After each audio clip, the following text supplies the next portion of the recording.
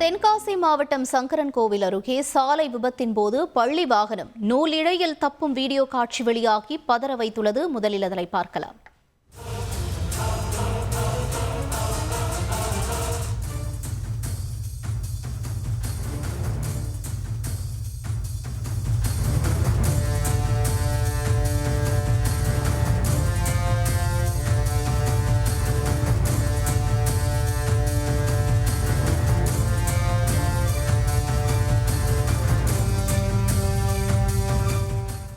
கூடுதல் விவரங்களை செய்தியாளர் சுப்பிரமணியன் வழங்க கேட்போம். சுப்பிரமணியன், வணக்கம். இப்ப காட்சிகள் வாயிலாக பார்க்கிறோம், ஒரு மாணவி நூலிழையில உயிர் தப்பியிருக்கக்கூடிய காட்சிகள்.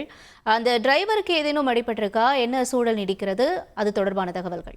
தென்காசி மாவட்டம் சங்கரன்கோவில் அருகே உள்ள தலவன்கோட்டை பகுதியைச் சேர்ந்தவர் மதன்குமார்.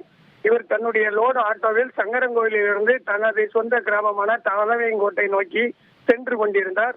அப்போது வாகனம் வீரிருப்பு அருகே சென்று கொண்டிருந்த போது ஓட்டுநர் மதன்குமாரின் கட்டுப்பாட்டை இழந்த லோடு ஆட்டோ சாலையோரம் இருந்த மரத்தில் மோதி விபத்தில் சிக்கியது.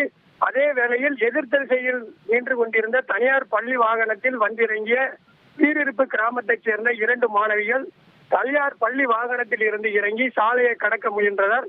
அப்போது தரிகட்டு ஓடி வந்த லோடு ஆட்டோவை கண்டு சுதாரித்துக் கொண்ட மாணவிகள் பேருந்தின் அருகிலேயே நின்று கொண்டனர். மாணவிகள் இருவரும் உயிர் தப்பினர். இதை கண்டு அப்பகுதி மக்கள் அதிர்ச்சியில் உறைந்தனர். சாலையோர மரத்தில் லோடு ஆட்டோ மோதிய விபத்தில் படுகாயமடைந்த ஓட்டுநர் மதன்குமார் அப்பகுதியை மக்கள் மீட்டு சங்கரன்கோவில் அரசு மருத்துவமனையில் சிகிச்சைக்காக அனுப்பி வைத்தனர்.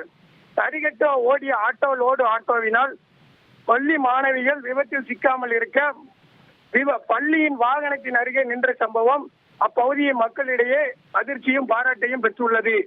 விபத்தில் தகவல்களுக்கு நன்றி சுப்பிரமணியன். செய்திகளை உடனுக்குடன் தெரிந்து கொள்ள உடனே சப்ஸ்கிரைப் பண்ணுங்க.